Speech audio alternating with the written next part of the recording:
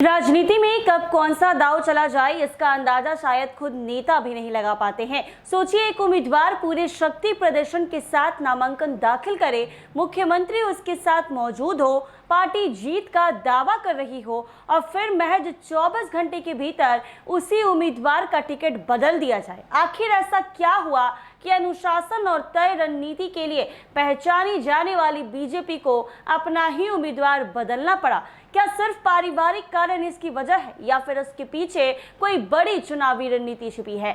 इस रिपोर्ट में सिलसिलेवार तरीके से समझेंगे कि बांकीपुर में आखिर ऐसा क्या हुआ जिसने बिहार की राजनीति में नई हलचल पैदा कर दी। बिहार की सबसे चर्चित विधानसभा सीट में शामिल बांकीपुर उपचुनाव में भारतीय जनता पार्टी ने ऐसा फैसला लिया जिसकी चर्चा पूरे राजनीति गलियारों में हो रही है। आमतौर पर बीजेपी उम्मीदवार घोषित करने से पहले लंबी पड़ताल और संगठनात्मक मंथन करती है, लेकिन इस बार जो हुआ है वो बेहद असाधारण माना जा रहा है। पहले पार्टी ने अभिषेक कुमार सिन्हा उर्फ अभिषेक बंटी को उम्मीदवार बनाया। उन्होंने मुख्यमंत्री सम्राट चौधरी, जदयू के वरिष्ठ नेता संजय झा और हजारों समर्थकों के साथ जोरदार शक्ति प्रदर्शन करते हुए नामांकन दाखिल किया। ऐसा लग रहा था कि अब बीजेपी पूरी ताकत के साथ चुनाव प्रचार में उतर जाएगी, लेकिन अगले ही दिन पूरी तस्वीर बदल गई। अभिषेक बंटी ने अचानक पारिवारिक कारणों का हवाला देते हुए अपना नामांकन वापस ले लिया।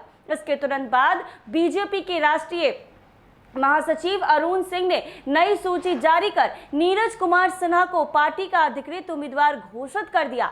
सबसे बड़ा सवाल यही है कि आखिर 24 घंटे के भीतर ऐसा क्या बदल गया। आधिकारिक तौर पर पार्टी ने सिर्फ पारिवारिक कारण बताया है, लेकिन राजनीतिक गलियारों में इस पूरी कहानी नहीं माना जा रहा। सूत्रों की माने तो नामांकन के बाद कुछ ऐसी जानकारियां शीर्ष नेतृत्व तक पहुंची है जिसके बाद पूरे मामले की समीक्षा शुरू हो गई। चर्चा ये भी रही कि अभिषेक बंटी के पिता रविंद्र प्रसाद का नाम वर्षों पुराने चर्चित चारे घोटाले से जुड़े एक मामले में सामने आया था और उन्हें उस मामले में सजा भी हुई थी। हालांकि यहाँ यह स्पष्ट करना जरूरी है कि अभिषेक बंटी स्वयं किसी भी आपराधिक मामले में आरोपी नहीं है। उनके चुनावी हलफनामे में भी उनके खिलाफ कोई मुकदमा दर्ज नहीं है और ना ही किसी अदालत ने उन्हें दोषी ठहराया है। लेकिन चुनावी रणनीति में केवल उम्मीदवार ही नहीं बल्कि उसके पूरे परिवार की पृष्ठभूमि की विपक्ष के लिए बड़ा मुद्दा बन जाती है। माना जा रहा है कि बीजेपी नहीं चाहती कि चुनाव प्रचार के दौरान विपक्ष लगातार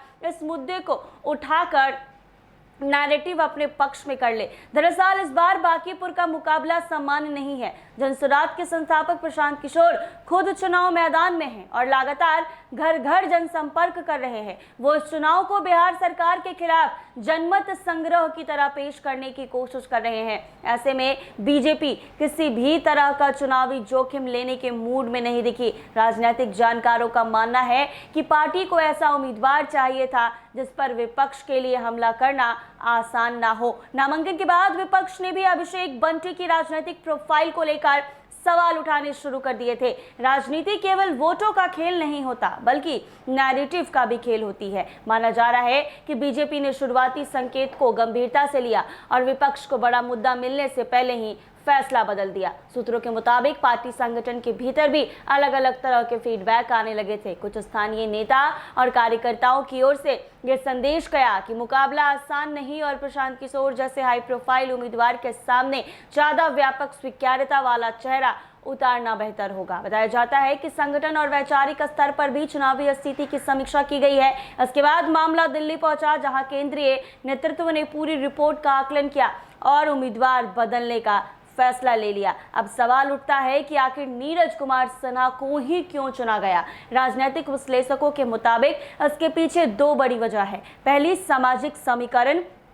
बांकीपुर सीट पर लंबे समय से कायस्थ समाज का प्रभाव माना जाता है और बीजेपी इस सामाजिक आधार पर मजबूत रही है। ऐसे में पार्टी इस समीकरण को किसी भी कीमत पर बदलना नहीं चाहती थी। दूसरी वजह, नीरज कुमार सिन्हा का संगठनात्मक अनुभव। वो लंबे समय से बीजेपी संगठन और अखिल भारतीय विद्यार्थी परिषद से जुड़े हुए हैं। भले ही वो पहली बार चुनाव लड़ रहे हों, लेकिन संगठन में उनकी सक्रिय भूमिका को पार्टी ने अहम माना है। अब बांकीपुर का मुकाबला पूरी तरह बदल चुका है। एक तरफ बीजेपी के नए उम्मीदवार नीरज कुमार सिन्हा हैं, दूसरी तरफ जनसुराज के प्रमुख प्रशांत किशोर।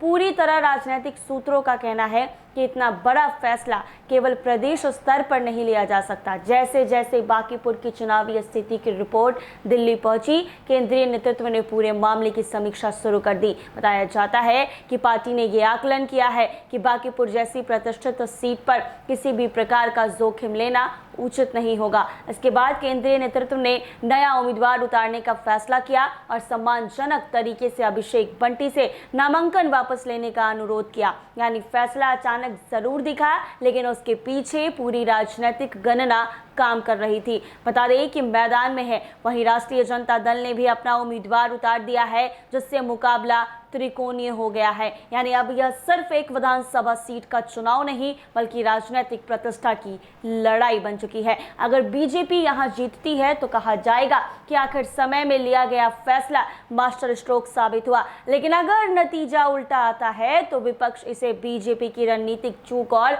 घबराहट का फैसला बताने से नहीं चुकेगा। अब निगाहें 30 जुलाई को होने वाले मतदान और उसके नतीजों पर है, जो ये तय करेंगे कि बीजेपी का ये दाव चुनावी शतरंज की सबसे सफल चाल साबित होती है या फिर आखिरी वक्त का सबसे बड़ा जोखिम। बने रहे हमारे साथ NBC 24 पर।